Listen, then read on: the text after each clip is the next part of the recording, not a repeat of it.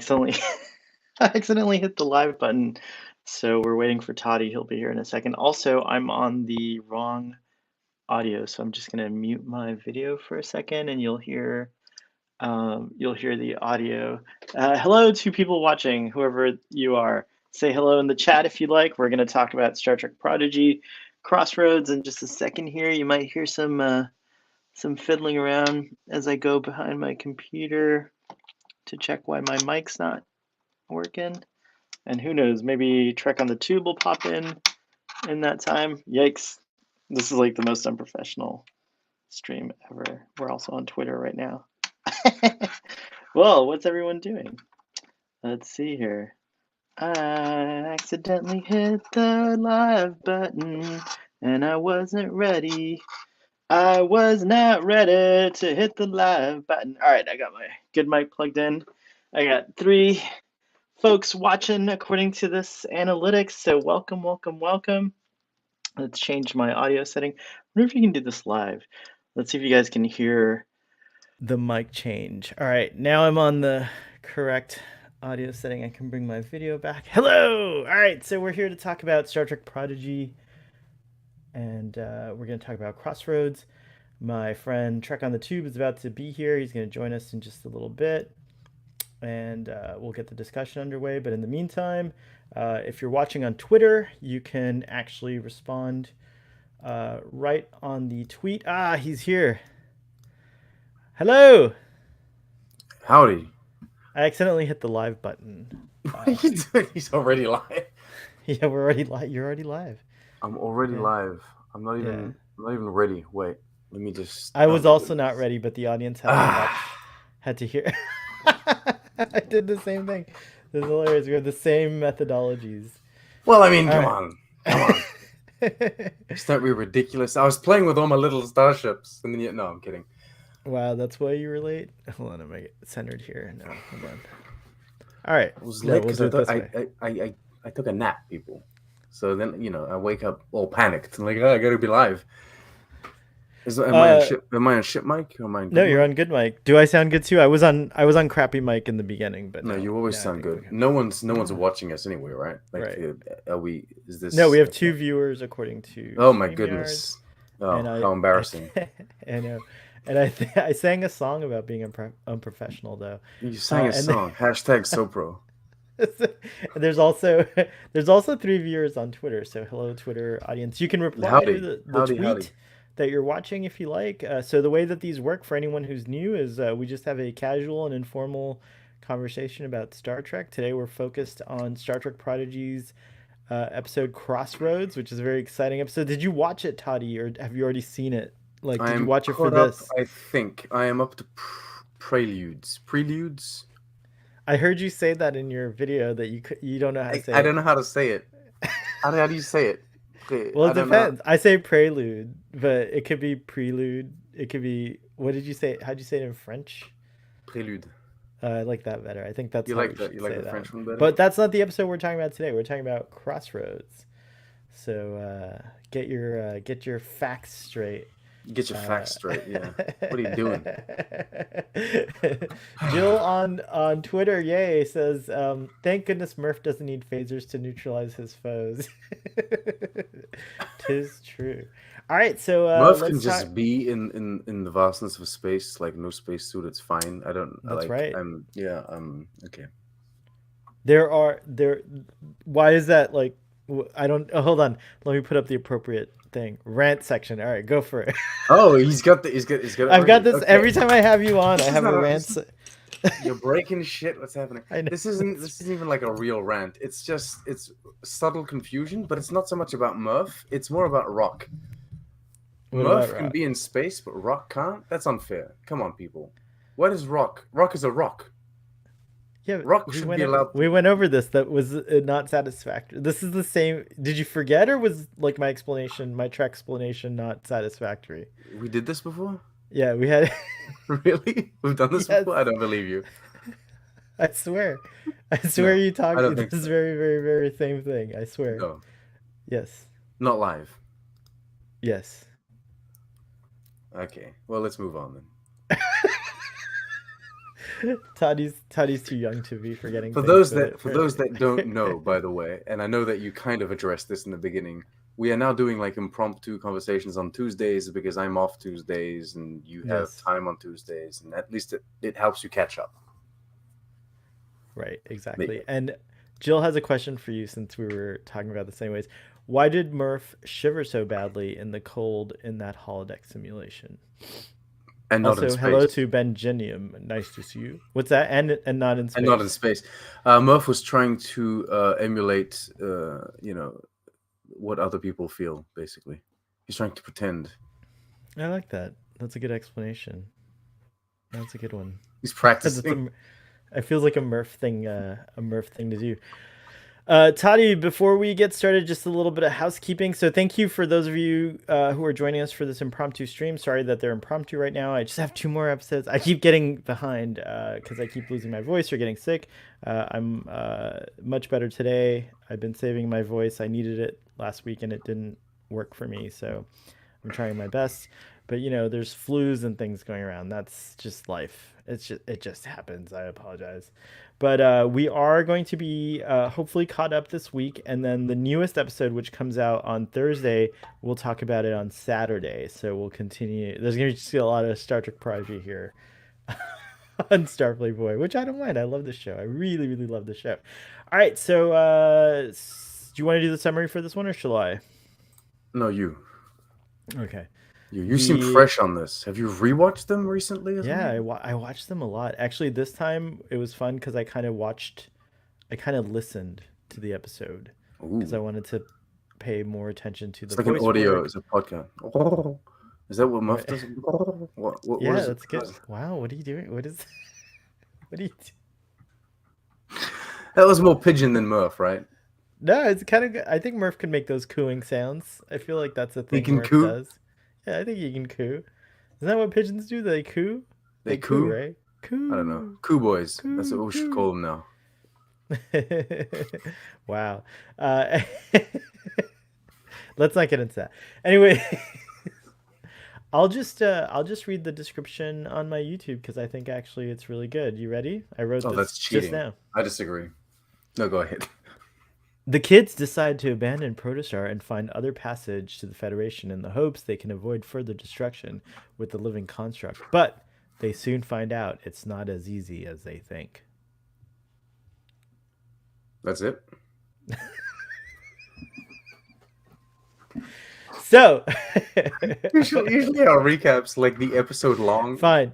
They put Hollow Janeway to sleep. Poor thing. I Thank really felt you. bad for her. They Thank run you. into Okana. We see Okana after like so long. We Oh my also see god. the Zindi in action since Enterprise. We get a starbase slash station. I guess station is what's it called? Draxi Station, I think.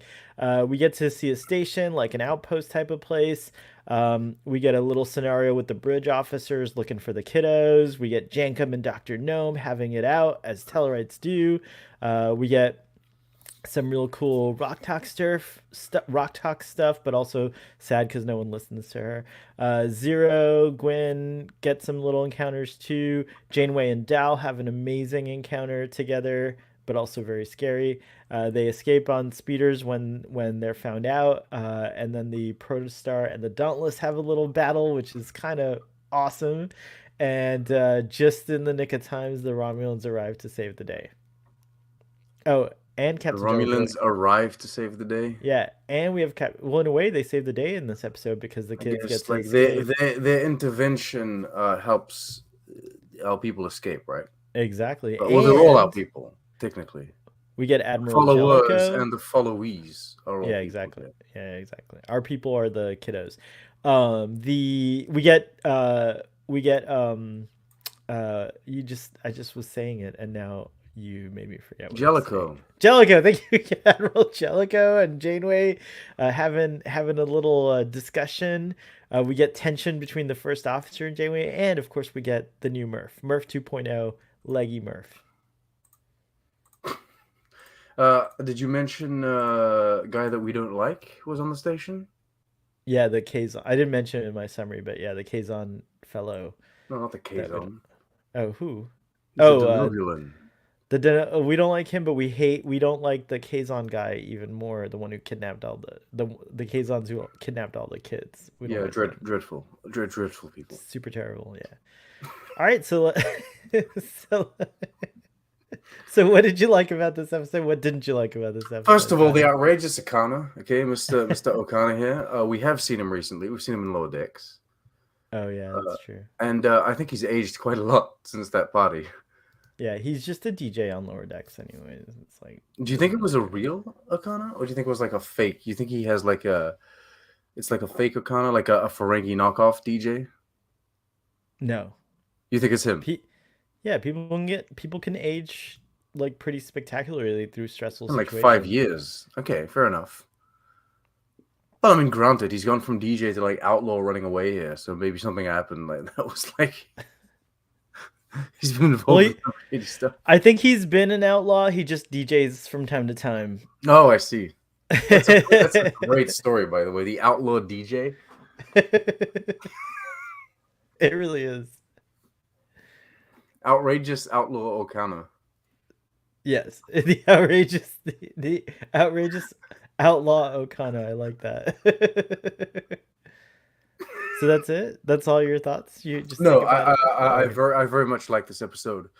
It was great. It tied up like multiple plot lines, I guess. Like the meeting. Well, I mean, it's literally called Crossroads, right? But like the meeting of the characters, I think was great. It was really fun to see Okana. I was happy to see like how quickly like the investigation on Janeway's side is advancing.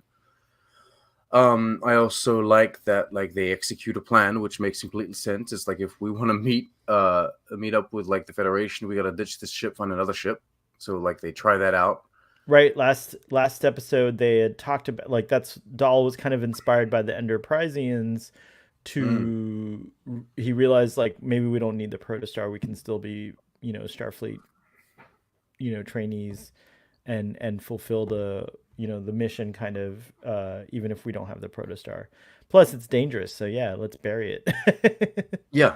So I like, well, I mean, burying things in Star Trek doesn't make much sense. People can just scan them, but the kids, like this is the solution they can, but like the point of like discarding the ship and taking something else. Because then what you could do is you can take another ship, go to the Federation, tell them your story and tell them about that ship so that like someone can go like, you can take like a specifically, I don't know, like a Vulcan vessel that hasn't been retrofit to be Starfleet, and you can go with a Vulcan vessel and sort it out, right? Something like that. Yeah. Or you can take like a Klingon ship, like an ally Klingon ship or something, Right. And look, Aaron thank you, Aaron. I was going to say something similar. Sleep mode makes it harder to detect because there's no energy signature, which is what. Yeah, I mean, I believe that because if my phone is like on silence mode and I can't find it, it's finished. You know what I mean? It's I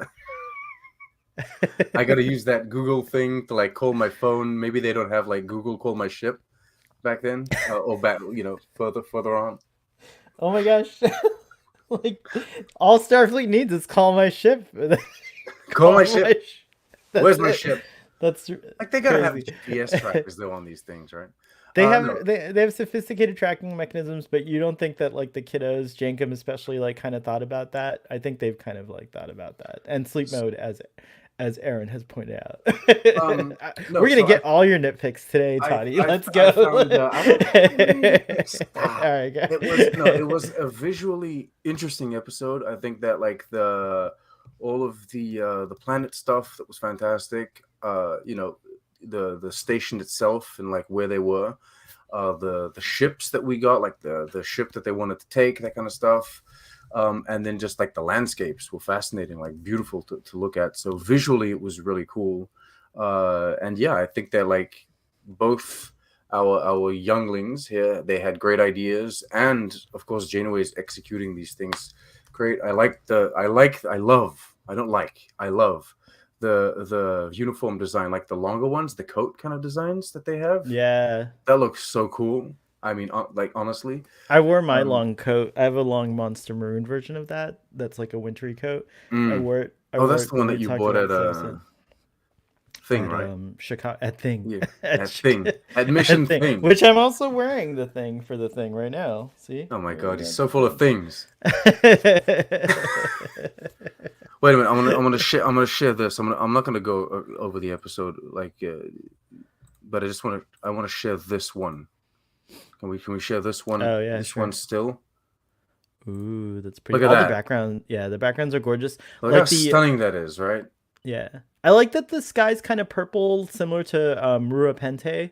It has like a purplish tone to it, but it's not quite as purple. Rua Pente is like. Well, that's the tone that you want to go for, I think, when you're doing ice planets. You don't want a sky that clashes too much or that blends in too much with like. So if you do it like a blue or a gray kind of. Yeah, and there might be something about snow could affect the way the atmosphere looks. I think our atmosphere, in fact, like the sky's blue because there's so much water on Earth, so it reflects somehow it reflects that or something like that. So that's pretty cool. Oh, and I'm sorry, I don't know how I glossed over this. The Zindi. I talked about the Zindi. Yeah, the Zindi were awesome. But I didn't pick the return of the Zindi. Yes. I'm hype about that. I love it. I'm so happy. So this episode worked for me on many levels. I think my Twitter reaction was pretty positive too, right? I don't remember. I don't really pay attention to your terrible takes on Twitter. You don't. You're all about my hand movements, and then you don't listen to what I say. This is you're dreadful. Well, they come out late, like this stream, and so then I'm already I've already thought about it, and I've heard all the. Oh, he's processed everything. He doesn't care anymore. He's like, whatever. No, I'm just teasing. By the way, Okana's ship is called the Erstwhile, which is an awesome name for the ship. And did you like how it was like upgraded and not upgraded, but like detailed? I guess we saw we saw what it looks like. It's a pretty awesome ship. So yeah. Since we already know what happens, we can talk a little bit about future episodes. But I wonder if he makes it back to his ship and he pulls a Han Solo at the end of the season, kind of, and comes back somehow and helps out with whatever is happening. So unrelated to that. Unrelated, adjacent to that. I'm wondering because he's wearing the same clothes, basically, right? Of what? From Outrageous Okana? Yes. No. He's not? No, he's got like a winter outfit on. Let me just see. Here, let's put him up. Okana Prodigy. Let's see. I mean, it's like, it's maybe similar. It's the same style. Yeah, it's a similar style. No, he's got like totally different clothes on, bro. No, I don't. Check him out. Yes, I'm looking at Google Images right now. He's got a totally different outfit on. Okay. It's more snowy. I mean, he's still wearing like a vest underneath, I guess. I felt like he was wearing the same clothes underneath like his big coat. He still has like a pirate shirt kind of thing going on too. Like his shirt's okay, so that's just his style, right? Do you ever watch Seinfeld, Toddy? He wants to be outrageous. I have watched Seinfeld. I've watched it all the way through. But I think it's the same. I think it is the same pirate shirt, as a matter of fact. Now that I'm looking at it, it's a similar. If it's not the same one, it's a similar pirate shirt. But the vest is different. I was going to claim that he was wearing the same clothes, and I was simply wondering if that was like a reference to Han Solo, who had like the same kind of style or the same clothes, in the prequel film that they did. By the way, in Masquerade, it does look like he has a more similar, if not the same outfit that he's wearing on TNG. Aha.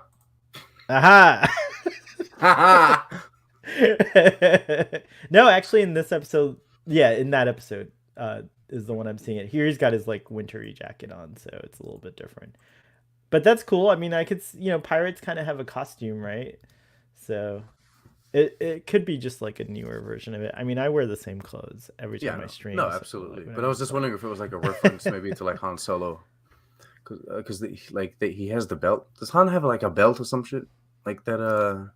Yeah, Han's got like the cowboy kind of vibe to, like space cowboy vibe to him. But I don't know, like if I think that like to me, I mean, I get like how people can see it being like a Han Solo thing, and I think if I'm not mistaken, if I'm remembering correctly, someone mentioned on a previous stream that I was on that like the intention for Okana was to bring in a character that was reminiscent of that kind of rogue rascal, Han Solo type of character into the next generation. So you're probably right about that. But that being said, like I feel like Han Solo is just like I don't know, like Han Solo is not even the original source of that. I feel like there's been lots of these like kind of spacey pirate like, types that Han Solo is just one of many. Like wouldn't you consider Harry Mudd to be like that type of person? In which case, like, yes and no. So Harry Mudd has, we'll go on a tangent. Harry Mudd has a goofiness to him, and like a campiness to him that kind of makes you forget that he's, human trafficking and illegally distributing pharmaceuticals and that's true. He's very terrible. How awful he is. Yeah. So there's like a certain colorfulness to his character that takes away from like just how dreadful he is. I don't think Han Solo's really classified like that. You know what I mean? Like he ain't. I think maybe Han Solo's more like a book. He's maybe a little. Maybe not. Maybe he will ship. Oh, like Booker beasts. Cleveland. Yeah. Maybe he will ship beasts across the galaxy, but I don't think like Han Solo going to be out there like selling people. Know what I mean? Yeah, Han. I don't think would do that. I feel like he wouldn't. Neither would Okana, though. I don't think it. No, I don't think Okana would do that either. I retract my Harry Mudd comparison. I think he's specifically quite a dreadful individual. I think who you're looking for maybe is the guy that sells the tribbles. Oh, Cyrano Jones. Yes, Cyrano Jones. There you go. That dude. He doesn't seem as dreadful. He's just kind of like a scammer, right? Like a scoundrel, a little scoundrel. Yeah, he's a scoundrel. That's what he's got. That hustle, you know what I mean? He'll sell you a bit of a thing and takes over your ship. Did you like Okana on TNG? Was he one of your standout characters? Yes. Yes. There's a couple of like those guest characters that pop up now and then, and Okana was like was one that I really liked. Yeah, I found him to be cool too, and very like charming. What did you think of seeing him after all this time? Like, what do you think? Do you think he's still got the Okana flair? Or yeah, I think so. I think he's mellowed down a bit. I think that's done on purpose. Like he's not as like intense. Maybe is that the correct way to say it? Yeah, that's a good point. But no, he's a bit. You didn't think he was intense? Was he intense? I feel like Roga Dana was intense, right? I loved him. When I was a kid, I was like, this dude is the coolest. He's so cool. Eric, can we see Roga Danar again? Can we like future Prodigy? Do you think he'll pop up?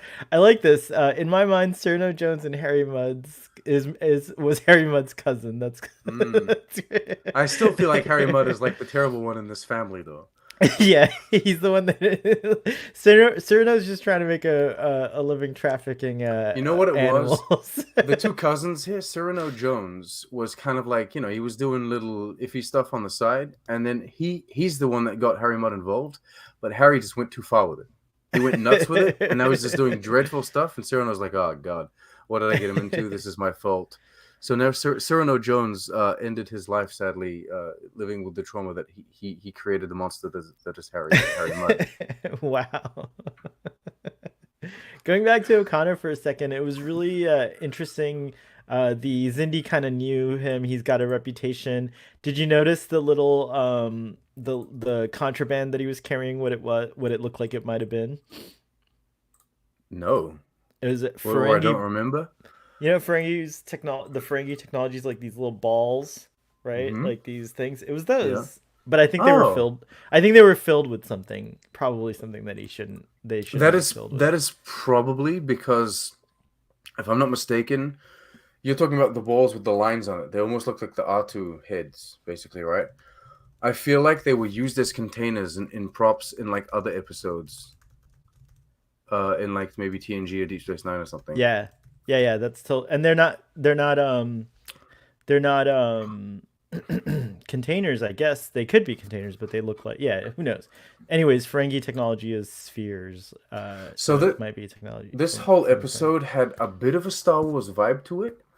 But also Star Wars has a bit of a Star Trek vibe to it, as far as I'm concerned. Oh my goodness. Okay, I hate this whole like thing because I feel like Star Wars took from Buck Rogers, took from Star Trek, took from. But anyways, I know what you mean. Okay, no, I see what you mean. But at the end of the day, each of these franchises in their own right have like established their own kind of like aesthetic, their own kind of vibe. And I also feel like if you don't want to go to Star Wars, I feel like this had a Star Trek 5 vibe to it. Although it's not like a desert planet with dust. This is all like snow and stuff. But oh my gosh, Aaron, thank you. I've been trying to. That's what I thought they were, but I haven't. I feel like I got confused with the internet discourse about this, and so I think yeah, it's remember in the battle. Can you hear me looking this up? Yeah, but I could tell you what it is. In the battle, it's he's using it to like freak out Captain Picard and send him back to the Stargazer days. And so, so like that's okay. Damon Bach. if Okana's shipping that across like that's probably illegal. Yeah, it's probably illegal technology. You don't want to give that to just anyone. Sure. You just don't want to control people's thoughts, right? Or make thoughts that are false thoughts in their head. That would be bad. Yeah. So yeah, for sure. Oops, sorry, I forgot to. You professional. not. Did you hear that? Did you hear like the ringing? Oh, sorry about that. Slightly. So yeah, Okana, pretty cool. We're gonna see some more of him. We already talked about the Zindi, and so yeah. What was your point about it? Sorry, I didn't mean to like keep challenging everything you say, even though I like doing it. What was? I don't even know if I have. What were you saying about the base look like Star Wars? No, it gave me like kind of Star Warsy vibes. I guess it kind of gave me Star Trek 5 vibes too, because it's it's one of the planets where there's like all these different types of people. But like when I say Star Wars, it's because they had these kind of like land speeder type vehicles, and it was all of that stuff. So like yeah, but I guess it also gave me Enterprise vibes a lot, because Enterprise has a tendency of going to snowy planets where there are lots of different species. Sometimes they have like slave trading, or sometimes they have like really sketchy places. Like I think that was a thing that Enterprise enjoyed doing, And so this is like even the Enterprise's pilot does this. Yeah. So that's what this gave me the vibes more of, is that, and I felt like the design. I think Aaron Harvey put out a cool looking poster of the station, and when you look at it, yeah, you could see like resemblances to other science fiction, but it still feels very Star Trek. Like I don't think it crosses the line. It feels like it's in the world of Star Trek. It has the similar kind of architecture that we would see like at Federation headquarters or whatnot. And then also Aaron has a point here, which is a lot of the Trek universe seen outside of the Federation or known empires tend to seem like Mos Eisley, especially trade depots. So yeah, that's probably what you're. Yeah, I think that it's interesting that you say crossed the line. It's interesting you say that, because like I just recorded my video, like my review for Lower Decks, and I mentioned the crossing of the line, but I also mentioned that like the crossing of the line is a peculiar concept, because everyone's fictional line here is different, right? Like what crosses the line for me is different for you, because my line is, I suppose, not where yours is. You kind of see where I'm going with this. Yes, no, yes, okay, yes, yes. But like, so when it comes to like what crosses the line, I mean, visually or stylistically in Star Trek, like it's not only is it very personal, but it's also ever changing and kind of like ever expanding, because I feel like every new iteration, every new episode of Star Trek kind of redefines what the limits of Star Trek is, right? And so like at this point, we've got planets that you could say, yeah, it's like, oh, it's Mos Eisley. It's like, oh, this is a Star Wars type planet. But then you look at other things like what that looks like. I don't know, like an altered carbon type planet. It's like cyberpunk. You know what I mean? And anyway. So yeah, 100%. Like what is it called? I don't know what I'm trying to say. Free Cloud. I see what you're saying. Yeah. But in general, I mean, like there's an aesthetic that the Federation has, and I think Aaron makes a great point to remember, which is like we're in the outskirts of the Federation, so we're going to see different kinds of things. We're not necessarily going to see those familiar aesthetics that we're used to. And in the next episode, we go to a planet that's in the neutral zone, so that's very exciting too, and that's a neat planet as well. So how do you feel about the Zindi just like hanging out? I like that I want to know. What happened, right? Yeah, because like, that's one of the drawbacks of doing a prequel series is that sometimes you are kind of like you have to kind of figure out a way to, like, if you're introducing a whole new species, right? Like you have to figure out a way to like kind of explain why you don't see them later maybe. But what I Well, like they about put them in the Expanse, right? they were in the what is it called, the Delphic Expanse The or the Delphic Expanse, yeah, yeah. exactly, right. But the Zindi, like, to see them here, and I feel like they appeared in Discovery also in the 32nd century. There was Maybe. something eagle-eyed audience folks, or maybe Aaron knows, did the Zindi pop up in And now you're Discovery asking him first, for facts on or like completely other shows now. he watches all of Star Trek? I What feel happened like in The Aaron Boys? watches Aaron watches all of Star Trek. Yeah, what happened in The Boys, Aaron? but maybe this is the first return of the Zindi. This could be it. But I could have sworn there was like something in Disco that like a Zindi character in the background. But regardless, what's cool is that like we see here that this particular group of Zindi are in charge of station security. So it's neat to see that they're still around. I would love to know exactly what happened in the time, from Enterprise to now, and I'm sure there's books out there that address it and stuff like that. But more Zindi, like I want to see the avians, I want to see the aquatics, I want to see the what were the other ones? There's the insectoids, and then the ones that are like more like mammalian species, but I can't remember what that. Well, there's the aquatic. Did you say No, the aquatics are underwater. There's the avians, which I don't think we ever saw, right? We never saw the. Well, they died long. They before died, we right? came Oh, along. that's right. Yeah. So yeah, Yeah, the there's Zindi like are there's the primate kind of ones. primate ones. Yeah, that's like, to me, Zindi are one of the coolest new things that came out of Star Trek, and in particular the fact that there was a coalition or already a federation in a way of these aliens before the Federation existed for humans and species, in the beta quadrant. So it's a very cool, interesting thing. And then, they start out as our enemies and they become our friends. Like, it's cool. And they were clearly helping Janeway find the kiddos. So like there is a truce, obviously, by now and stuff like that. So it's pretty interesting. But yeah, they look great too, by the way. Yeah, they do. They're instantly recognizable. I gotta say, like everything Prodigy is doing, like you can like instantly recognize these species. And Lower Decks is doing the same thing too. I love it. Yeah, it's kind of a shame that like to think that. So I know that like the Zindi or like the governing body of the Zindi committed like a dreadful act, right? But it's kind of bizarre that like they never came back from that, I guess. Or rather, we never saw them come back from that. Like Enterprise simply didn't have the runtime to show us that. But it would be nice to see a story that kind of like pardons them or shows a different side. But as you say, they were working with Janeway here. Yeah, exactly. Like they're the station security. They're the station security. It looks like I imagine that the Zindi were in Discovery. Just a casual look up. So yay to Prodigy for bringing the Zindi back. That's pretty awesome. Let's talk about the scenes inside the station, like where the kiddos are trying to get passage. I thought it was funny how like they're all just like asking for a ride basically, and Jankum is like, nothing under warp 8, like and like he's kind so of like annoying. He's got like his head is so full right now with this royalty thing and everything like that. But let's start with Rock Talk first. So Rock is like trying to get people's attention, and no one seems to be paying attention to Rock.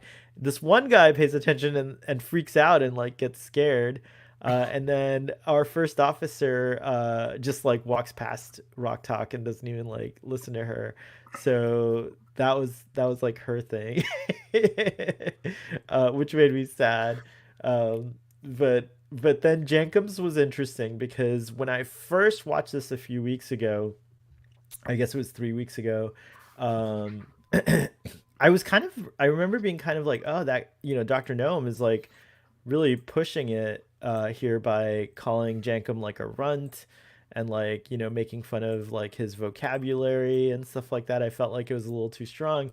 But watching it again today, I get, maybe I've gotten like a little used to it or whatever, but like it does seem more like a Tellarite exchange. Like it doesn't. Yeah, I think Jankum does take it personally though, like a little more. So I was probably like very, you know, you're on the side of Jankum. Yeah, of course, he's my guy. Well, I feel like it was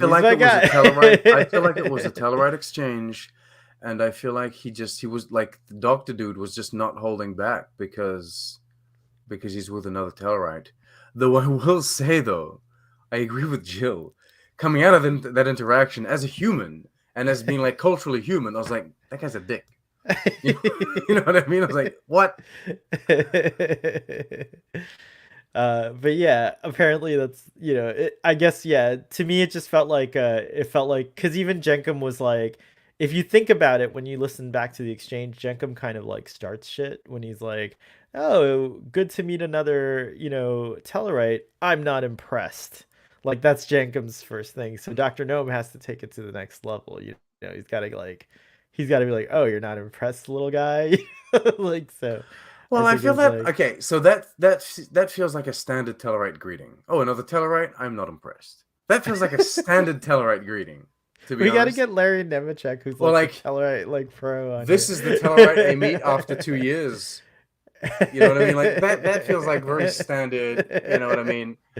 But I feel like maybe even within this kind of culture, as an adult dealing with someone that's clearly like youthful, right? Like Jankum, maybe you don't need to go so hard. You know what I mean? You don't need to up the ante constantly. You know what I mean? Well, like humans do something similar. Like we have teasing, and teasing can turn into randomly insult the youth.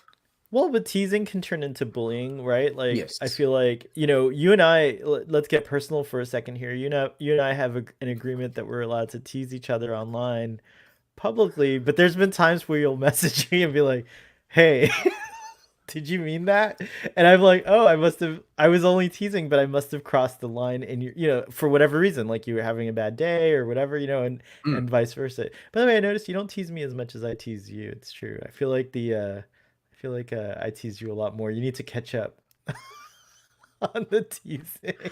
I do feel like you get more DMs from other people saying like, why are you so mean to him? Yeah, I constantly, when I tease you, I get DMs from your followers and friends that like think I'm mean, but they don't know that we're in cat boots.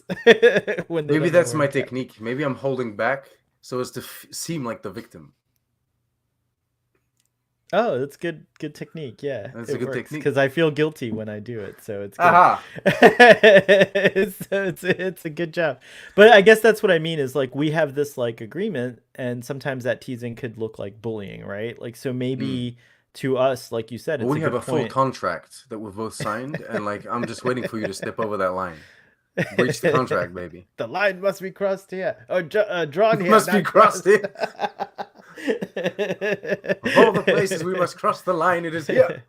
It is interesting because we don't really see Tellarites interacting in all of Star Trek, as Larry Nemechek, as many have pointed out. We're kind of learning about them for the first time, and really, really the most, I feel like, Star Trek Prodigy so far, and maybe Enterprise also. I guess Enterprise did have some like the biggest Tellarite thing. Like, because what? Like, the original series had like 2 people in a pig's mask, right? Right. Well, I think it's also easier to like do Tellarites. Discovery did Tellarites the most after, but I think, but not speaking, right? Like, they're just present. Like the one Tellarite that spoke, I think, is like the Harry Mudd short tracks with the cudgel, the cudgel. Yeah. Interesting. So yeah, I like that we're getting finally more Tellarites. Maybe we'll even go to Tellar Prime on Prodigy, which will be exciting if we do, or you know, any of the new shows. It'd be really neat to finally go there. I would love that. That'd be great. Take us to Tellar Prime. Take us. That is a great season idea for Prodigy, by the way. When these kids are learning about like the Federation and Starfleet, you can have these mini arcs, like 3 or 4 episodes, where you take them to each of the founding planets and members and world, and so you teach them about that culture, that species, and that planet. You can even do like a whole exploration of the surface of the planet thing, where like you show the fauna and the flora. I'd even be down to let them do it on the holodeck, so it could take days to get to some of these. No, I want to be there. I don't want no holodeck. I want to experience it. It'll be a big deal though when it happens, or whatever show does it. When we get Talar Prime, I think that's going to be pretty awesome for a lot of Trekkies to experience, for sure. Jill says we learned that Jankum was an orphan in the backstory episode. What's that? I said spoilers. I'm just kidding. Oh no, there's spoilers for everything. We're behind. Come on. But he could have been sent away by his parents for being a pog instead. Oh no. No, that's so heartbreaking. Oh my gosh. People. Well, Okay, so you know what? Like season 7, Aaron here, you gotta wrap this up. Like our doctor here, he's got to adopt him. He's got to adopt Jankum. That's a nice possibility. Don't tell Aaron and the writers what to do. Well, I can't tell them, because if I tell them, then they legally can't. But I'm on record. I'm on record on Twitter saying that all my ideas are free. You can use them. All right. Yeah, the Hageman brothers. Yeah, the Hageman said you're on the record. They said noted. You're on record, so it's fine. Use them. I've given up. You won't hire me. It's fine. Whatever. I don't have any my professional skills anyway. So I try my best not to. I try my best. Shit.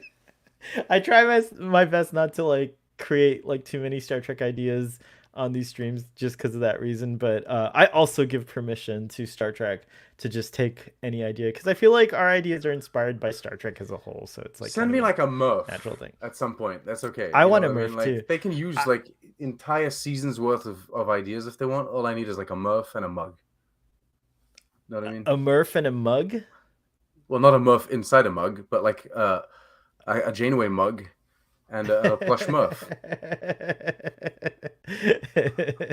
Jill's telling us to wear kit gloves when it comes to Aaron. We will, but I think Aaron's tough cookie, from what I've seen. By the way, congratulations to Star Trek Prodigy for being nominated for an Emmy. And speaking of Aaron, you can go on Twitter. I also retweet it. There's a way you can sign up to watch the ceremony, because it's not part of the main Emmys, and I am really hopeful. Yeah, it's like a different, it's like it's such a big show that they have so many categories that they don't do all of them on the main broadcast. They do some of them on side broadcasts. Really? Yeah, the Academy does that too. The Academy. I love when I tell you these things.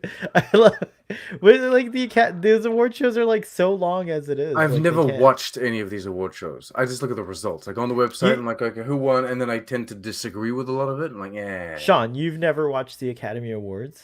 No, I don't watch that. I watch like, I've seen that thing, and then I see things, right? Like I know, and then I watch. A few years ago, Star Trek got a general Emmy, I think, for like relevancy or whatever it is, like for being amazing. Is that what happened for Star Trek? Just like for being Star Trek. So I but I've never actually sat down and watched an award show, an award ceremony. That's not, no. Fascinating. I watched the shows that they congratulate. And MTV and the movies Movie that they Awards. congratulate. The what? MTV Movie Awards? No. Never? What? Who watches that? There's people. I mean, like I used to watch when I was a kid mostly, but yeah. No, I don't watch that. Huh. Jill says, I watch if I'm in the mood to see beautiful attire, which does happen from time to time. Oh yeah. Aaron, do you have like a runway look? Is there going to be a runway? Like not a runway. What do you call that? A red carpet? Aaron, if you're still listening, let us. Well, I guess we'll see your red carpet look, so you don't have to let us know. But that is exciting. I like that too. I like the fashion. We got red carpets recently on Star Trek events, which which were hit or miss as far as the hosts are concerned. But yeah, that was cool. Anyways, back to the discussion. So we got the Dr. Gnome interaction. What did you think of Essentia and Gwen meeting now that you know what you know? Now that you know what you know. Yeah, this is a good go back and rewatch it kind of situation. Yeah. Yeah. Yeah, no, it's interesting. Knowing what we know now is interesting. I think on first watch, it's kind of like an interaction that I didn't pay too much attention to. But yeah, like you can expect the kind of like the surprise, right? I guess it's like, oh, what the hell is this? A youngling is not supposed to be in it. A progeny, right? A progeny, So, right? But Essentia was interesting. I didn't know that she was going to be Ivana Cott. Like I heard that some people were theorizing that she would be. But she's an interesting character. I like the name too. What is she? The Vindicator. I feel like there's the Diviner, the Vindicator. I want to know what all these other titles might have been for some of the Vonnegut fleet that went out. But again, we're skipping ahead. But yeah, just a little teaser for the episode preludes that. So I'm not mistaken in saying that Prodigy was nominated for Best Animated Series. Yeah. And that category, Best Animated Series, isn't. I guess it's not a main category. Like, what the fuck are the main categories then? Let me see. Right? Hold on. Like, shouldn't the three main categories be like Best Drama, Best Comedy, Best Animated? Let's go back on Twitter. You're making me check myself. Right? Like, what? It says here, Star Trek Prodigy is going to the Emmys this Sunday for the category of Best Animated Series. For those asking where they can see the first Children's and Family Emmys. Oh, that's why, because it's the first Children and Families Emmys. This weekend, to support our show, you can register for free and watch on the Emmys app. So that's why it's a little bit different. It's the Children's and Families category Emmys. So is this as voted by like the audience or like children's and families as opposed to I guess like more official kind of like critic people? You don't know? No, I'm sure it's probably still industry peers mostly, I would say, or like, members of the Emmy board or something like that. Okay. I can't imagine that just because it's a different category of Emmys, it works any differently than the main show. Okay. By the way, yes, people vote for Prodigy. I don't know what else you could vote for, but this is clearly better than whatever you're gonna vote for. This is better. Yeah. And by the way, for those who are listening, LeVar Burton and Lawrence Fishburne will present the Children's Emmys Lifetime Achievement. Lawrence Fishburne will be presenting the Lifetime Achievement Award to LeVar Burton at the same show. So it's a big Star Trek day. I mean, obviously LeVar Burton gets it for Reading Rainbow. Did you ever watch Reading Rainbow, by the way, Toddy? I've seen a couple of clips of that, but I haven't. So good. I love the phrase, but you don't have to take my word for it, because it really kind of like, it always like makes you kind of prove what you're saying, right? Like you have to have like you have had to have read it somewhere, or have something to cite, a citation, I guess, right? It's like, you don't have to take my word. Star Trek Prodigy is really great, but you don't have to take my word for it. You can look at all the millions of other people that love it, like that kind of a thing. Like, it's cool. So yeah, he's super.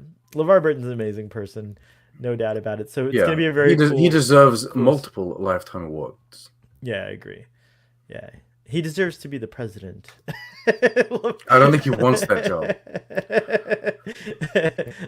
LeVar Burton for president. Oh, while we're doing this stream and we're talking about children's programming, it was very sad to hear that the actor who played Bob on Sesame Street passed away yesterday. And of course, a big deal for Star Trek, actor Kirstie Alley passed away too. So yeah, yesterday was kind of a wild day for for that kind of news. It was kind of sad, but yeah. So shout out to those folks.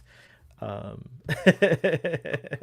yeah, let's may they live long and prosper in the great beyond, right? Exactly. Getting back to the kiddos though, and the station. I thought about you and other folks that really love Star Trek Voyager, because the scene where Dal meets Admiral Janeway got me all choked up and emotional. Yeah. Because of just like how special it seems, and like there's a lot of layers of that as well, because here's Dahl and he's like really admires the advisory hologram Janeway, and he even hugs her, and like he definitely like thinks like it's like a what would Janeway do situation, which even Holo Janeway does that about. Look, like real Janeway and stuff I like grew that. up with like Janeway being my second mom, right? She was like the space mom. You know what I mean? And I feel like that particular scene, Dahl hugging Janeway, first of all, I can relate to that a million times, because had I met Kate Mulgrew when I was like 9 or something, I absolutely would have hugged her the same way. And I feel like, I don't know, like we've been seeing this in conventions recently. Like, she's inspiring kids. Kate Mulgrew, she's like, we call her the ambassador of Star Trek, us over here. Like she's so inspiring to so many people, and I feel like kids just go up and hug her, and she is Janeway.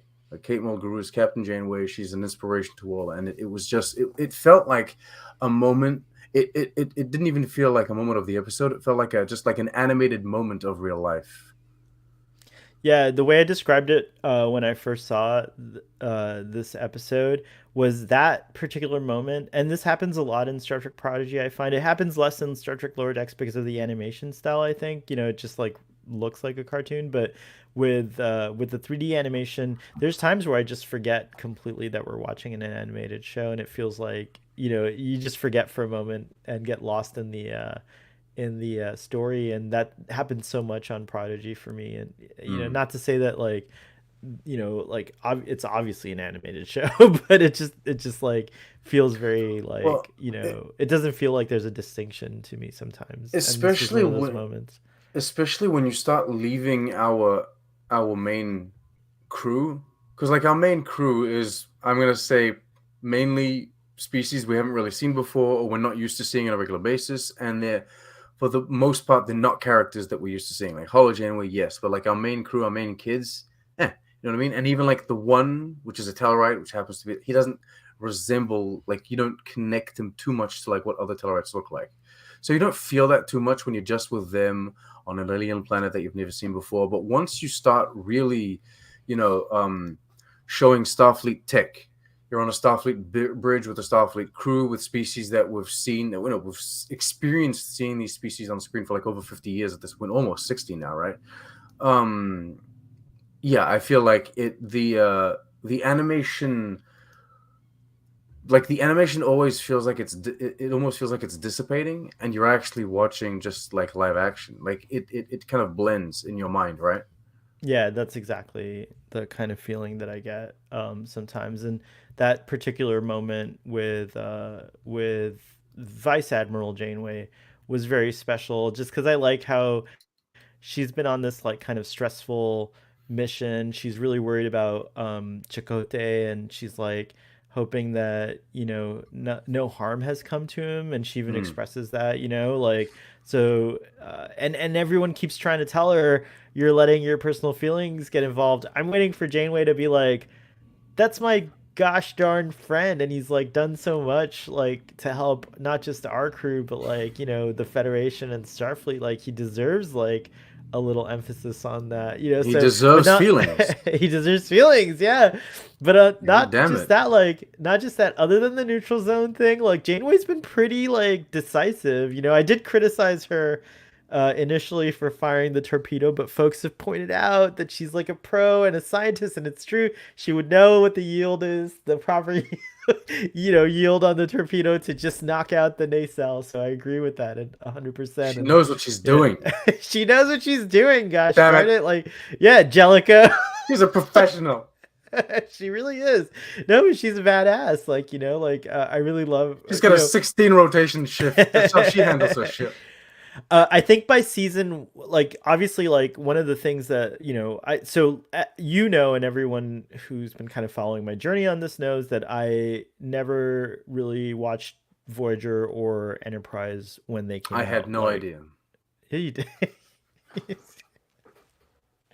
There's a lot of reasons for that, but I just got into my 20s, and life, in your 20s you're going out to clubs, you're going out to dinner, and we didn't have streaming back then, so I couldn't just like come home and watch it. It only came on at a certain time, and yeah, sure, I could have set my VCR and stuff like that, but we were already like that was kind of like no one really was doing.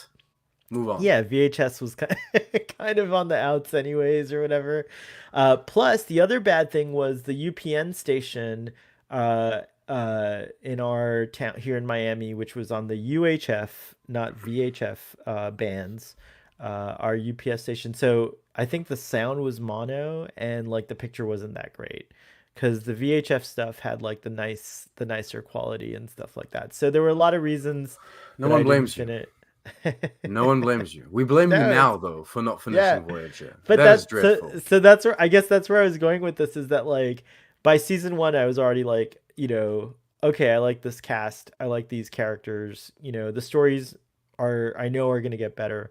I'm on season 6 now, and I'm kind of stuck because there's so much new stuff coming out that I had to put a pause on it. But Voyager's really good by season 5, season 6, season 7. It's like really. What happened? I'm shocked. I dropped my. Yeah, phone. I really like it. I'm excited. Yeah, so I really find like Voyager it. So I regret that I didn't watch Voyager initially. I find Voyager is pretty good. From the. I also didn't like the ship. I didn't like the Intrepid class when it came out, but it's grown on me as well. I actually like it. Yeah. I think I really like the round saucers rather than the. What would you call these saucers? Like a delta shaped saucer, I guess. Like they lift though. That's really cool. Okay, here we're gonna get a show and tell. No, but like they you know what I mean? Like they lift. Oh, wrong person here. They elevate when they go to warp. So that's really cool. No, I just find the I said the nacelle. Sorry, I meant the saucer. Like okay. The primary hull or the spoon, the spoon thing. Yeah, it's a bit elongated, which is a bit weird. But I find the biggest problem with Voyager is like the big belly. It kind of has like a beer belly to it. Now that I'm looking at it, like Protostar kind of looks like this. There's like, I really like Voyager. I think it's, but then like I'm not. There's this too. This little thing that we've never seen on the goddamn show. What is it? The Captain's Yacht? Yeah, I forget what it's called. It's not the Captain's Yacht. It has a different name. I think Lower Decks did it. I forget what it's called. But yeah, there was the ship that we never got to see. Lower Decks has a Captain's Yacht. It could land. Yeah, Voyager can actually land. By the way, all starships can land, just so you know. They all have landing capabilities. Yeah, well, this one did it better. All Federation starships. Whether it's through... for look how they landed the ship. Look how Riker landed the ship. Come on, no, he didn't land it correctly. He landed half of it. That was a crash landing. It's a little different. But anyways, going back to the scene with Janeway and Dahl, so it felt really special, and it was nice to see Janeway for a moment, just like kind of like remember herself and be like, oh yeah, like you want to be in Starfleet, like kind of like taking a minute to inspire someone and to just like have a moment. But just before Dal, who is genuinely trying to tell her about the living construct and everything, just before he's able to like kind of spill the beans and give her the situation, she's interrupted by her whole crew who found why did you spill your beans? Oh look, I didn't realize I just had you on screen this whole time. I was staring at you like we're on a video conference call. It's like, Sean, the audience can't see me. Yay. But yeah, I really enjoyed that scene. What about, well, you started talking about it. Do you have any other thoughts on it? No, I think you said what there was to say. I really enjoyed the scene. It was heartwarming.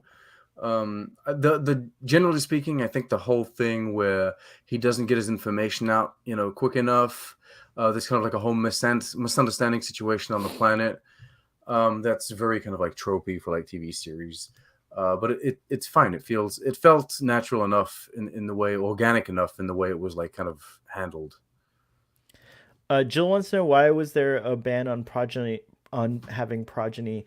I thought they said something about it in the previous episode. Maybe My the Vindicator. assumption is what they're trying to do here is trying to change the past. So if you're gonna have kids, then that implies that the kids is gonna disappear. Like they will no longer exist. You're gonna erase them from the timeline. So you don't want to be putting like yourself or others. No, you don't feel like that's a logical thing. I mean, you could take the kid back to the future. Also, if you don't change the past of the kid still gets born. Like Gwen's already around, so if you change the past, that depends on like which writer's version of time travel you're going to use within Star Trek, because 67 writers have all created their own laws and rules for time travel. Everyone seems to do whatever they 47. Everyone does their own kind of like has their own take. I don't know. I just feel like, wait, so you go back in the past. No, you go back in the past and you change. They've gone back into the past, yes, and so they have to change the future. They haven't yet changed the future, but if they change so Gwen's solid. Yeah, so Gwen's solid. No, because Gwen predates. Oh, go ahead. No. Oh, cause no, because if you take away the reason for them being in the past in the first place, that's called a paradox. Well, yeah. Well, you don't want to paradox yourself. Most paradoxes resolve themselves generally when it comes to temporal mechanics. You don't really have to do anything. Oh, you're the expert. That's right. 12 Monkeys Man. And no, but just also Doctor Who. Just also if I time travel one day, like I'll come and see you, just so we don't muck things up first. If you time travel and have the ability to time travel, you better take me with you. Where are we going? We should go back to 1980s. Really? You're not like I want to go back and see like ancient Egypt or some shit? You're like 1980. I want to go back to 2003. This sounds really crazy. Actually, I take it back. I want to go back to like the 1960s and watch my parents, like see what they were like when they were like younger. Oh, that's interesting. You want to do a Tony Stark kind of thing? Kinda, yeah. I just want to like check out what life was like for them. And like I've been hanging out with my mom a lot and she tells these stories and I'm like, that's wild. Like that's not like the kind of person you are today. So I want to see it like IRL. That might be fun.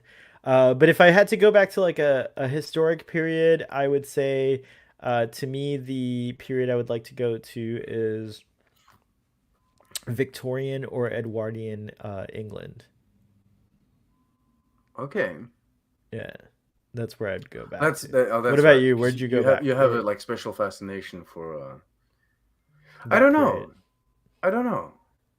I mean, I would probably jump from like various places. I'd like to see a lot of things. Yeah, like if I could just travel once, that'd be the thing. Yeah, ancient Egypt is something that I think would be really cool to see. I wanna like I don't know. I want to see like, but then like we would have to be discreet, right? Because if I go back to like Aztec or Mayan civilization, I might look a bit odd. We would have holographic technology that makes us. Oh, that's right. Yes, right. My bad. I completely forgot we would change our appearance to blend in. Yeah. See, this is why you need to be with me because I would just screw things up. I don't know, but my thing is that I think. Oh come on, we have to go to Kenya to witness like the birth of humanity, right? Oh yeah, that's a good idea. If you watch Battlestar Galactica, there might be something interesting about that, but I won't say anything more. Anybody got time to watch my shows? Answer for why is there a ban on progeny, I think it's because having progeny will distract you from the mission, not for any temporal reasons. It creates but because a weakness in you, right? Yeah, it creates like it like messes up your resolve to do something because now you know like the Vonnegut don't seem unfeeling. They seem like they have feelings and they care about stuff. I mean, so it seems like to me. And that's exactly what's happened. Like Gwen is not on her father's side. Like, so. Well, that's because he screwed up. He should have absolutely brainwashed and conditioned her from the moment she was created to detest Starfleet and the Federation and that's really... what happened. That is what happened. she broke out of her conditioning because she Well, he did it started wrong. to.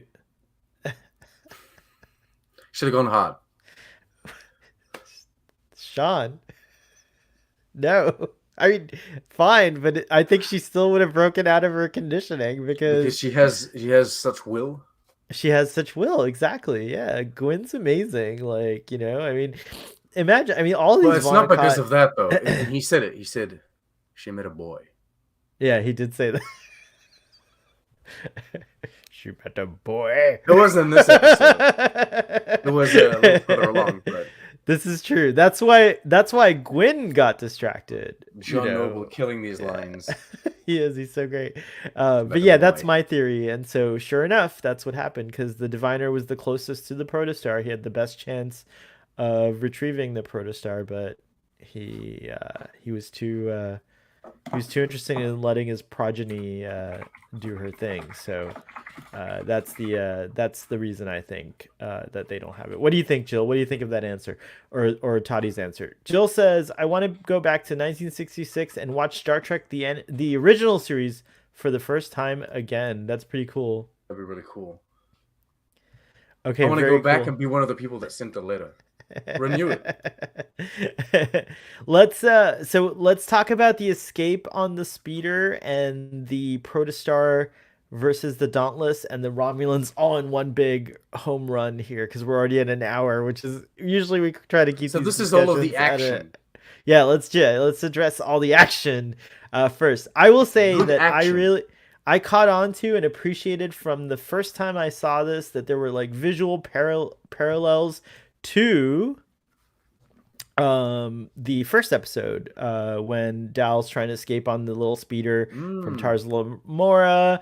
It's a similar thing. He's trying to get away and they have to make a little jump, across this thing, and he doesn't make the jump on Tars Lamora, but here they successfully, with the nitro or whatever they were using, he's a captain now too. Yeah, it's true. So you get to see that. But then the scene where Protostar comes out of the snow is very similar to the scene where what's his name, the robot, Dreadnought is looking at the Protostar and it rises up, and it's similarly framed to that of Janeway. Very cool visuals, very exciting. I mean, I was thrilled to watch this action. Like, it was really, really good action. Protostar under the snow reminded me of Voyager under the ice. Right. I don't know if you've ever seen that so far. I've seen clips. I don't know if I've seen the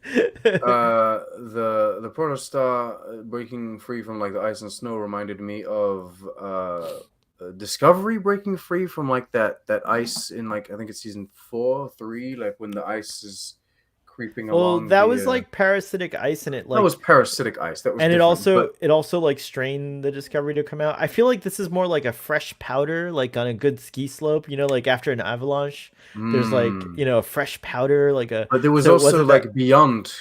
What's the name of the ship?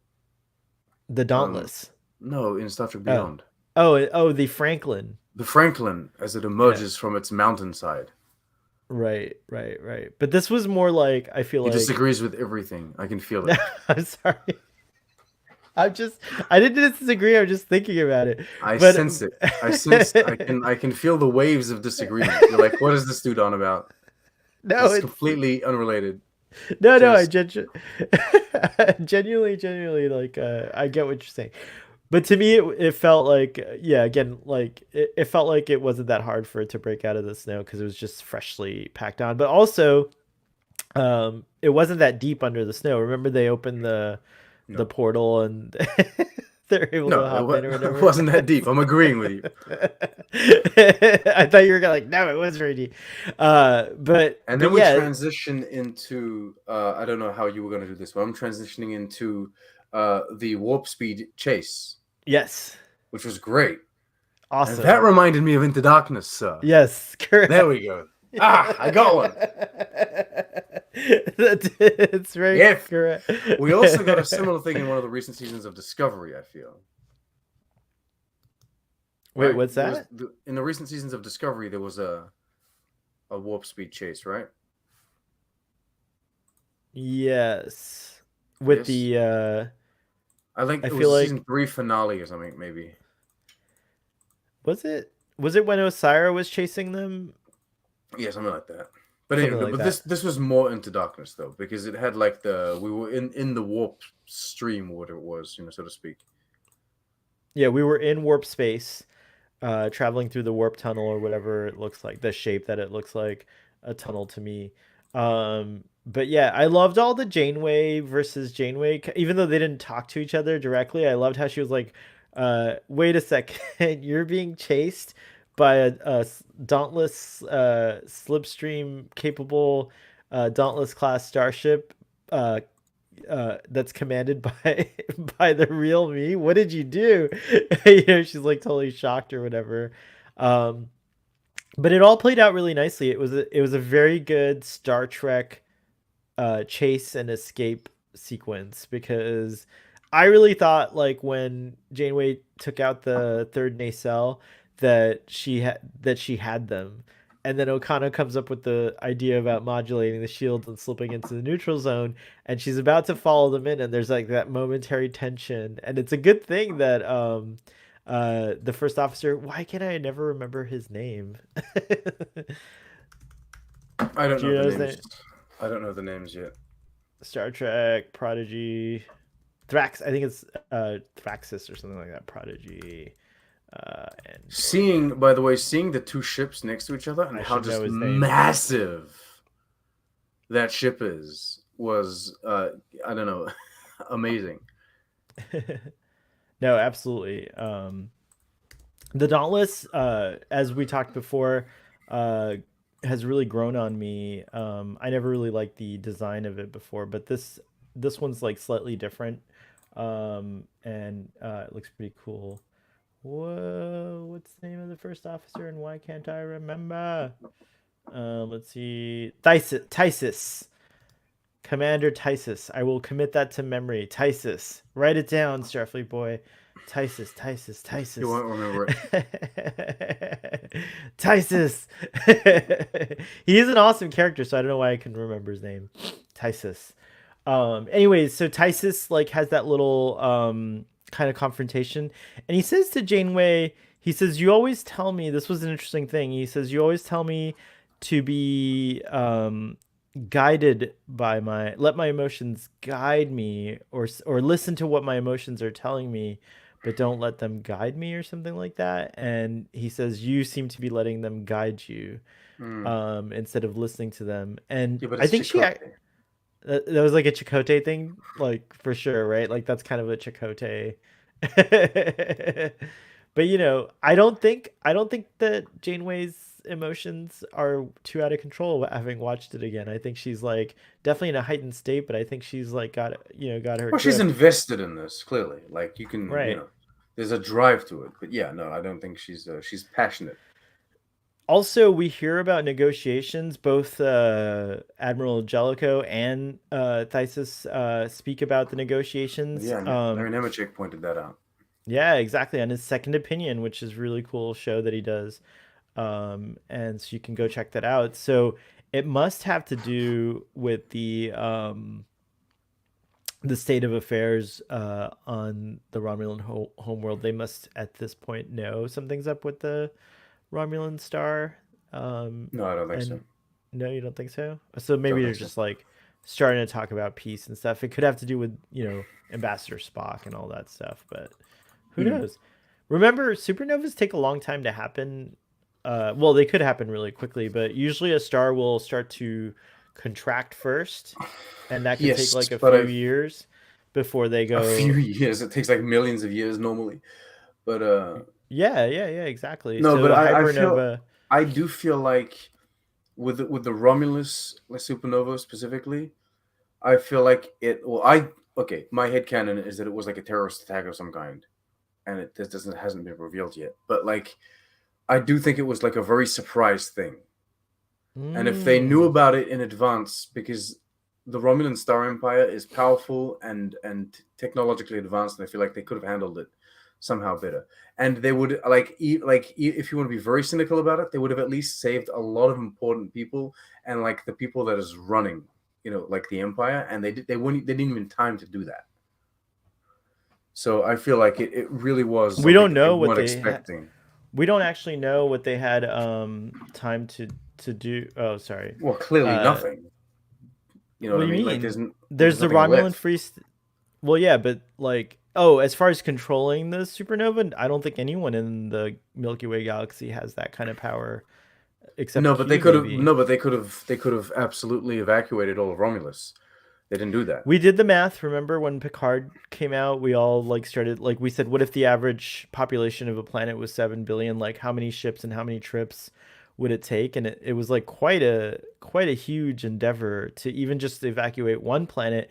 And we're talking about how a supernova, especially the like just a standard supernova, doesn't just affect one solar system. The graviton waves and all Yeah, no, that for stuff sure. Every can single affect thing. yeah. Yeah. So imagine like you're talking about the core planetary systems of the Romulan star empire, including Romulus, and many other core worlds that we may not know But I about do think that if that you are have probably very populated. 3 years, for example, you absolutely have enough time to evacuate your solar system in 3 years. No, we did the math. It was like something like 5 years or something like that. It was cutting No, I it disagree. close. I disagree with the math. We did the speculative math. It's not real math, obviously, I disagree with it's it. like that's fine. I think you, because keep in mind it's not just transport ships, there are transporters as well. So you can transport people from like this ship to that ship to that ship, and then you can I think it was just a surprise thing. No one knew it. I think it was a terrorist attack. They Someone also blew it up. Yeah, but like someone blew it up. We know they had time to. We know they had time to evacuate though, Toddy, because there's an evacuation like before it's not immediate. Because once you set off the detonation or whatever it is, once you set your plan in motion for it to blow up, it can no longer be reversed, but it still has to take, however, maybe it'll take a couple of months just to ignite. I like the idea that like, because we have red matter. We have red matter, so we know you can do stuff to mess with a star. I mean, there's other weapons also, actually. The isolytic, not isolytic. What was it? We've bored Jill with our tangent. Oh, geez. But real quick, what does Soren use in trilithium?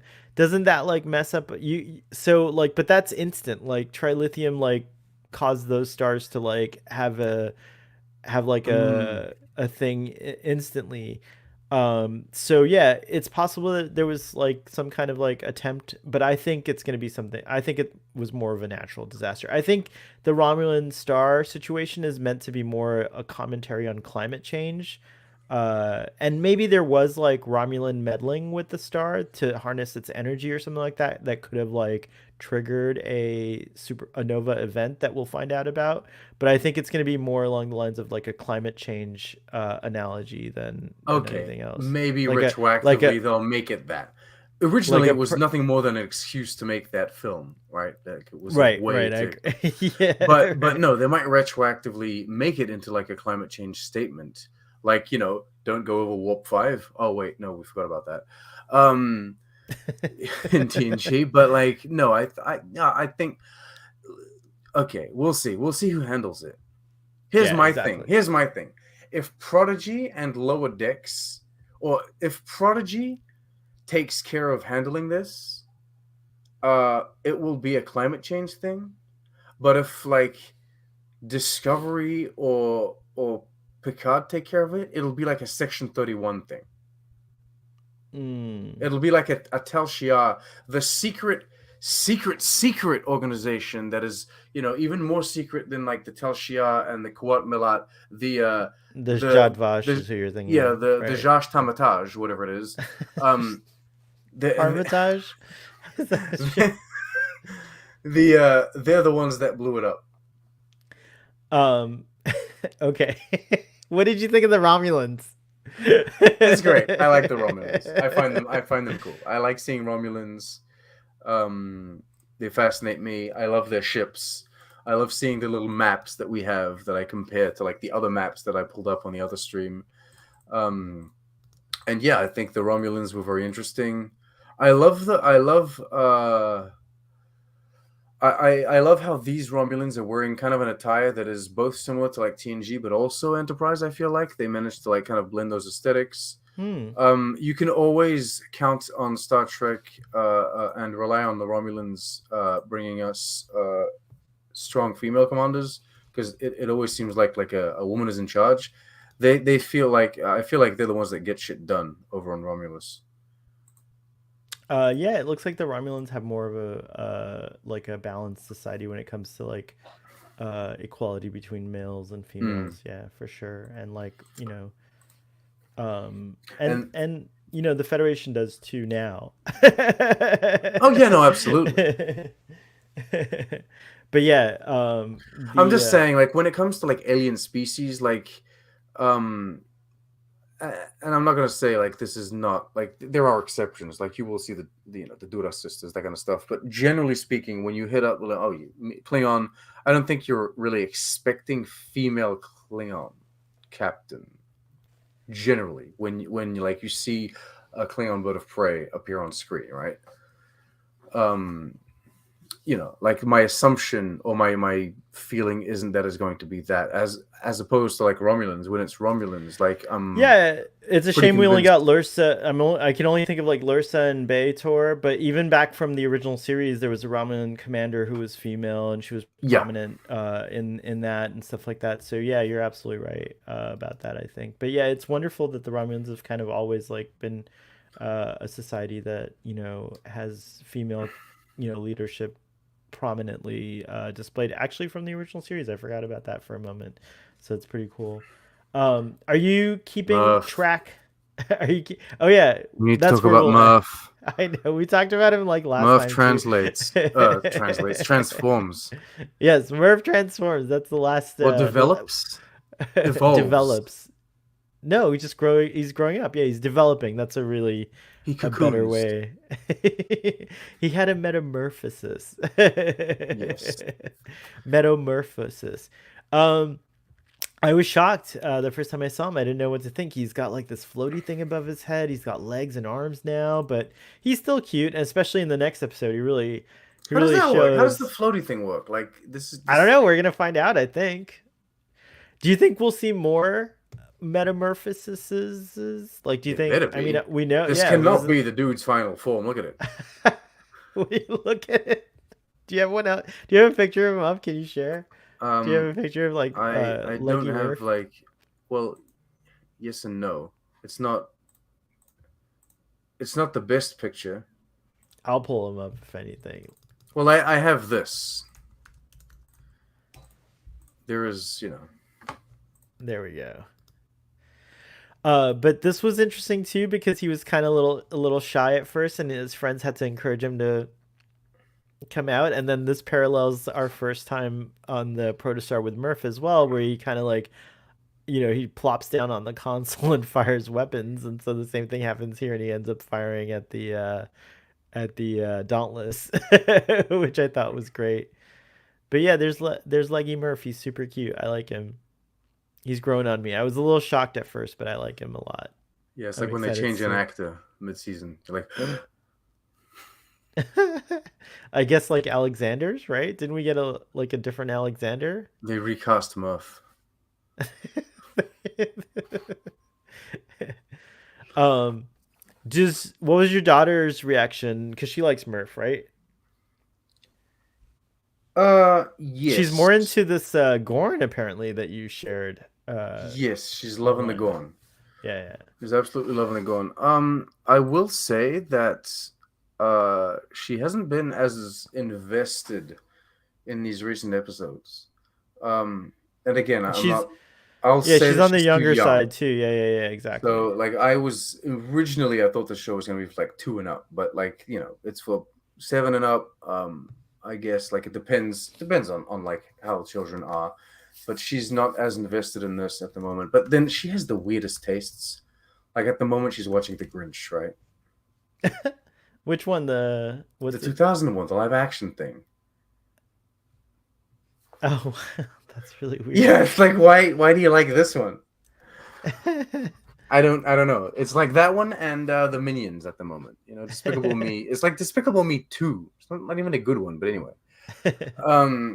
So yeah, so that's what she's watching at the moment. So she has like different, I guess, different this trends, right? But yeah, I think 7 or 8 is definitely the target audience on the low end, and then of course 99 or 105 or 130 is the target audience on the upper end because it's a show for everyone.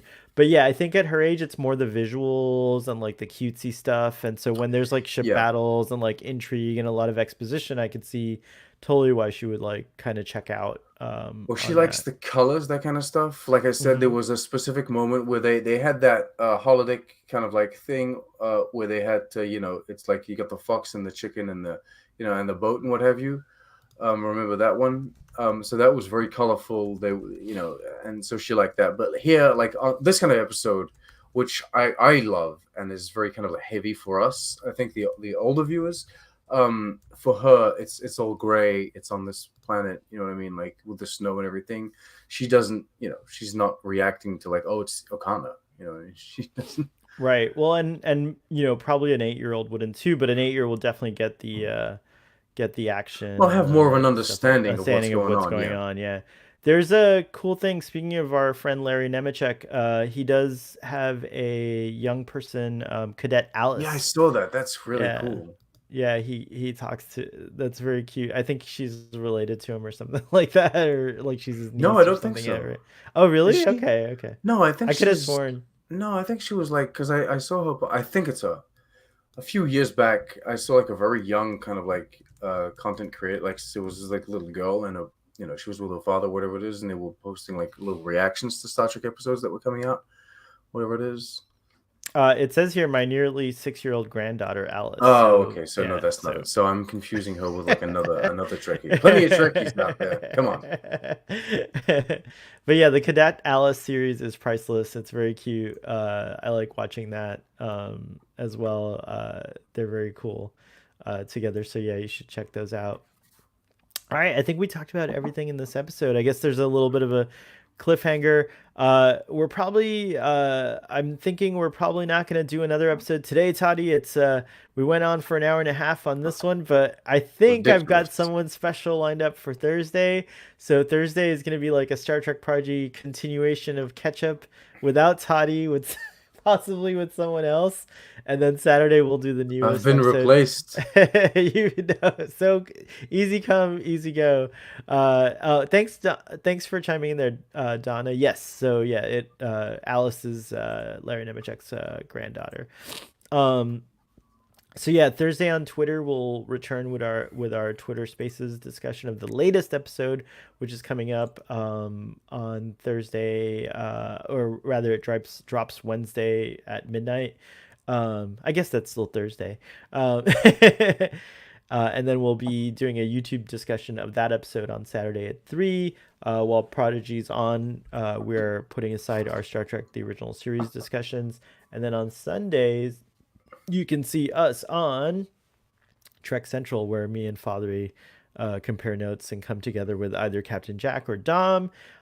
Sometimes it's just us, but but lately we've been having the pleasure of Dom and Captain Jack on. Fridays, Fathery does the Text Trek show, so this Friday, check that out. And Toddy puts out his reviews whenever he wants to, but I think there's one coming up. Toddy, tell folks where folks can find you and how they can follow you. I am Trek on the Tube basically everywhere. If you search for Trek on the Tube on the Twitter, I'll be there. On the Hive, if it ever comes back online, I'll be there. Maybe I'll have to do this Mastodon thing, but I'm intimidated by it. I saw you said Hive. You're not feeling Hive right now or something? Like it's slowed down? Something happened? There was a software update and it's not as good? There were security breaches on like. No. But is not my information no. Wait to the end of the sentence. Oh, sorry. Apparently, there's security breaches on most social medias, and like there were like issues on like all these social media platforms. It's just like the big ones like Facebook and Twitter. I'm not gonna say they don't care, but they just carry on, right? And they try to handle it behind the scenes while the platform is up. I don't think that Hive and these smaller social medias have the power to not only invest in like security but also keep everything running. So they take a break, they shut it down just so that everyone's stuff is safe, and then they try to fix it. But they're also working on this big update, which is supposed to give you like desktop on Hive and then a whole bunch of things. But like it's just like it feels like they lost momentum. I feel like everyone was kind of like choosing where they were going to go, and shutting down everything, and kind of loses momentum. Almost makes you feel like Twitter did this. Oh, sorry, no, my bad. Who would say such a thing? Yeah, no. So, but no. Anyway, you can find me on the various social medias, YouTube primarily, and then Twitter. If you want to reach me, it's Twitter or YouTube. Send me a message. And yes, my review will be coming out sometime soon. Hopefully, I'll be able to work on it throughout the week. I have all of the elements I needed to filmed. So yeah. I want to thank my friend Jim, who just text messaged me, who's watching from home, and says, "You guys didn't give this episode a rating." I totally forgot about giving it a rating. Oh my goodness! Wrap up. This episode was as exciting watching it this time around as it was watching it when it aired. Could you imagine had we finished this episode with no rating? You would have realized it the moment you hit end stream. You'd have been like, "Oh no." There's like a lot of Starfleet Boy episodes where I forget to do the rating and we never even do it. Yeah. So what happens? Just don't do the ratings are not taken. You're the only one who takes ratings seriously. Continuity, consistency, and coherence. Yeah, you have you have a spreadsheet. There's no canon. What are you doing? 10. Okay. Well, I mean, I guess consistency, right? I guess.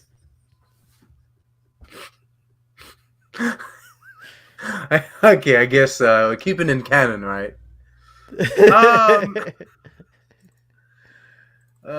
You waiting for me now? Yeah. And then we gotta end the stream. We must say goodbye. Okay, so it was nice to see you. I can just wait, and then you won't end the stream. That's true, but you better say stuff while we're streaming. No, I'll just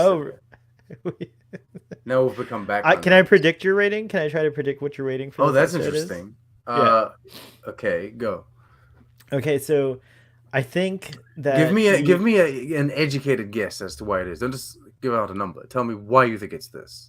Okay, so based on this discussion, it seems like you really enjoyed this episode. You didn't really find any issues with it, just like little minor things, but not anything much. So I think that's like in your parlance, that would be probably an 8. Yes, I agree. Oh wow.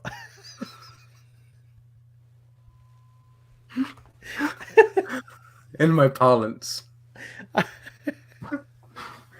Okay, well now that we've established an incorrect use of audience, that was an incorrect use of parlance, by the way. But I used it because of Scotty. I think that now that he's established that he knows how to, rate things like me, he doesn't need to invite me anymore. I'm not necessary. He's just gonna be like, I give it a 10, and he'll give it a this. I always kind of predict your ratings because I always wonder if I'm right, if I'm going to be right as to what you're going to rate. So I always try to think about it. And also because the game with you isn't that difficult. Also because actually, Toddy, you've gone over your criteria, which apparently is very, like you have like segments, like each like I forget what it was like. That's for movies. For movies, but you kind of apply it to episodes, yeah. Episodes, so yeah. I remember all these things, and so I'm like, oh yeah, like based on the discussion. So I'm glad I nailed that rating. So an 8 and a 10, very good, solid ratings. Audience, if you're still in Starfleet's book, that gives it like a 16 on average. Starfleet Boy's book. An 8 and a 10. It's like when I'm enjoying something, I'm a little heavy-handed with those 10s, but I'd rather err on the side of like, rather than giving a low rating now and then later having to be like, oh, I was wrong. I'd rather give a high rating. No, I don't know. That's not true. I give lower ratings. You guys just don't pay attention when I do. 'Cause it's only you guys don't remember when I do. But yeah, this episode gets a 10. You know what your lowest rated show is? What is it? Your favorite show. I think TNG is probably your lowest rated show. No, I give it a lot of 10s. I don't remember that. Yeah, I did also give a lot of 7s and 8s and 9s, but yeah. Because you were reasonable. You were professional back then, so you took it seriously. Wow, we're really jumping the shark on this episode of Starfleet Void. That's what happens when it's impromptu. We're talking about 3 weeks ago. We're trying not to spoil what's ahead. We're trying to pretend too much. We didn't try too much. We didn't try too much. Anyways, now you know where to find Toddy. Now you know all about our nonsensical rating system, except Toddy's might not be nonsensical. And it's a gut rating system. I try to keep it not like I could do a nonsensical just for the show, but in any case, I am going to rate these. I didn't mean to say it was nonsensical. It makes sense to me.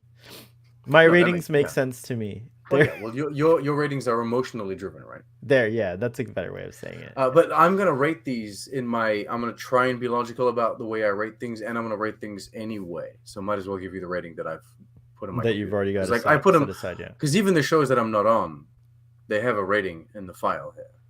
It's not just the episodes I talk about with you. Everything, they all have a rating. Yeah, It's all numerical.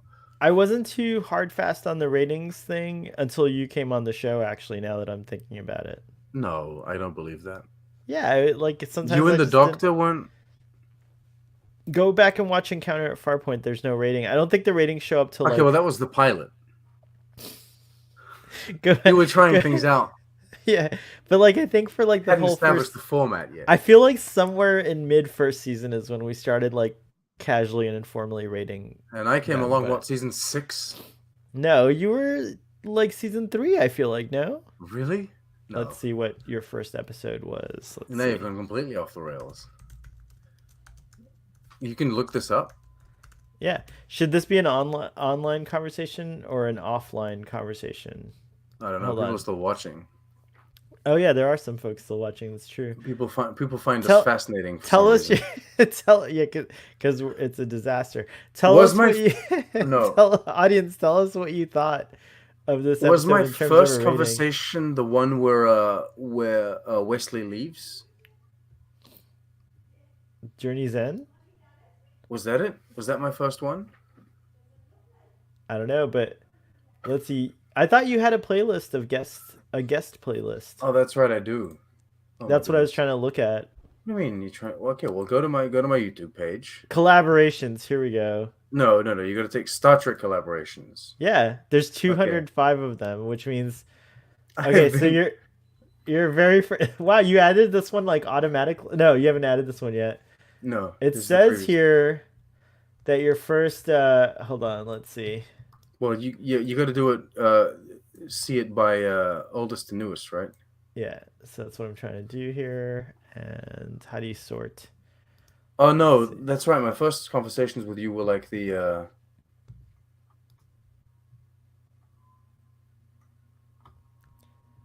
According to this thing, Discovery discussions. We did Discovery discussions before TNG ones.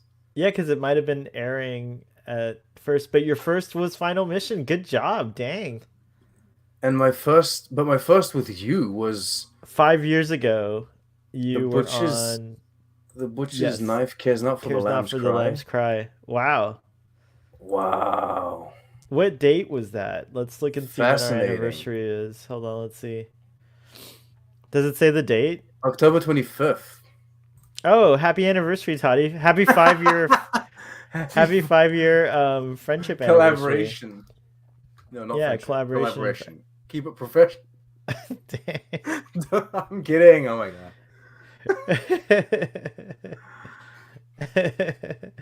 Oh, and then oh my god, we did Lethe. I have to go back and see if I was as hype about this episode as I am now. You were. I remember that discussion. I feel like you were hype about it. You were very hype. Look at your face. You're so young on this thing. I'm 44 years old now. I'm about to turn 45. Actually, I'm different, but not too different. I feel like we've both grown up. You were a little baby too. You couldn't grow a beard back then. That's for sure. No, I couldn't. Well, this is the biggest beard I can grow. Yeah. So I can't go further than that. Wow, we really So now that we're done with that, thank you, audience, so much for attending. We really appreciate you. All the people that were still there. Thank you for showing up. We hope you enjoyed this discussion, this late discussion of Star Trek Prodigy. Live long and prosper, and we will see you next time. Thank you.